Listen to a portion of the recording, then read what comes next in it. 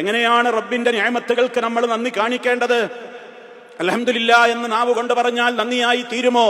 അതുകൊണ്ട് മാത്രം അവസാനിക്കുമോ? എങ്ങനെയാണ് നമുക്ക് കിട്ടിയ ലക്ഷക്കണക്കിന് അനുഗ്രഹങ്ങൾക്ക് റബ്ബിനോട് നന്ദി പറയേണ്ടത്? മൂന്ന് കാര്യങ്ങൾ മുഖേനയാണ് ആ നന്ദി നമ്മൾ റബ്ബിനോട് പ്രകടിപ്പിക്കേണ്ടത്. ഒന്നാമതായി, ഞാൻ ഏറെ അനുഗ്രഹിക്കപ്പെട്ടിരിക്കുന്നു എന്ന ബോധം എനിക്കുണ്ടാവലാണ്. അത് ഞാൻ സമ്മതിക്കണം. എന്റെ റബ്ബിന്റെ മുമ്പിൽ ഞാൻ അതാണ് സമ്മതിക്കേണ്ടത്. റബ്ബേ, നീ എനിക്കൊരുപാട് നൽകിയിട്ടുണ്ട് എന്ന്. ഒന്നും തന്നില്ലല്ലോ, എനിക്കൊന്നും കിട്ടിയില്ലല്ലോ എന്ന പരിഭവമല്ല, മറിച്ച് ഒരുപാട് നീ എനിക്ക് നൽകിയല്ലോ റബ്ബേ, എത്രയാണ് നീ എനിക്ക് നൽകിയത് എന്നിങ്ങനെ അള്ളാഹുവിന്റെ മുമ്പിൽ നമ്മളിങ്ങനെ സമ്മതിച്ചു പറയണം. അത് നമ്മുടെ സയ്യിദുൽ ഇസ്തിഗ്ഫാറിലുണ്ട്, നമ്മുടെ നിത്യജീവിതത്തിലെ പ്രാർത്ഥനയിലുണ്ട്.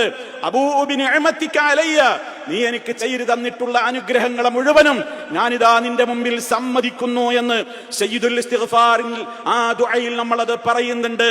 നമ്മൾ നിത്യവും 2 തവണയെങ്കിലും പറയേണ്ടുന്ന ഒരു പ്രാർത്ഥനയാണല്ലോ ആ സയ്യിദുൽ ഇസ്തിഗ്ഫാർ. അതിൽ അതടങ്ങിയിട്ടുണ്ടെന്നാണ് ഈ അവസരത്തിൽ എനിക്ക് പ്രത്യേകം സൂചിപ്പിക്കുവാനുള്ളത്. അപ്പൊ റഹ്മാനായ റബ്ബ് എനിക്കൊരുപാട് നൽകിയിട്ടുണ്ടെന്ന ബോധം.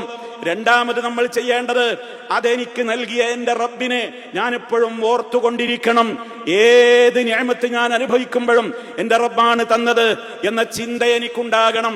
അവനെ കുറിച്ച് ധാരാളം പറഞ്ഞുകൊണ്ടിരിക്കണം, അവനെ പ്രശംസിച്ചു കൊണ്ടിരിക്കണം, അവനെ സ്തുതിച്ചുകൊണ്ടിരിക്കണം. തീർന്നില്ല. മൂന്നാമത്തെ ഭാഗം എന്താണ് നന്ദിയുടേത്?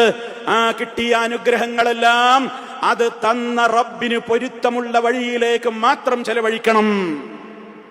റഹ്മാനായ റബ്ബ് നൽകിയ അനുഗ്രഹങ്ങളോട് അങ്ങനെയാ നന്ദി കാണിക്കേണ്ടത്. അള്ളാഹു നൽകിയ അനുഗ്രഹങ്ങൾ മുഴുവനും അത് നൽകിയത് റബ്ബാണെന്ന് ഉറച്ച വിശ്വാസത്തോടെ, വിനയത്തോടെ ആ റബ്ബിന് ഇഷ്ടപ്പെട്ട കാര്യങ്ങളിലേക്ക് മാത്രം വിനിയോഗിച്ച് അവന് വെറുപ്പുള്ള കാര്യങ്ങളിൽ വിനിയോഗിക്കാതെ അപ്രകാരമാണ് നന്ദി കാണിക്കേണ്ടത്. വിശുദ്ധ ഖുർആൻ കൃത്യമായി തന്നെ പറഞ്ഞു, യാ അയ്യുഹല്ലദീന ആമനു ദുഖുറൂ നിഅമത്തല്ലാഹി അലൈക്കും, സത്യവിശ്വാസികളെ, അള്ളാഹു നിങ്ങൾക്ക് ചെയ്തു തന്നിട്ടുള്ള നിഅമത്തുകളെ നിങ്ങൾ ഓർക്കണേ എന്ന്. അങ്ങനെ ഓർത്ത് നാം ധാരാളമായി അതിനെക്കുറിച്ചുള്ള വിനയം നമ്മുടെ മനസ്സിലുണ്ടാവുകയും ജീവിതത്തിൽ ആ ഒരു ഓർമ്മയോടെ മുന്നോട്ട് പോവുകയും ചെയ്താൽ 2 ലോകത്തും വിജയം ഉറപ്പാണ്, ഇല്ലെങ്കിൽ പരാജയമായിരിക്കുമെന്ന്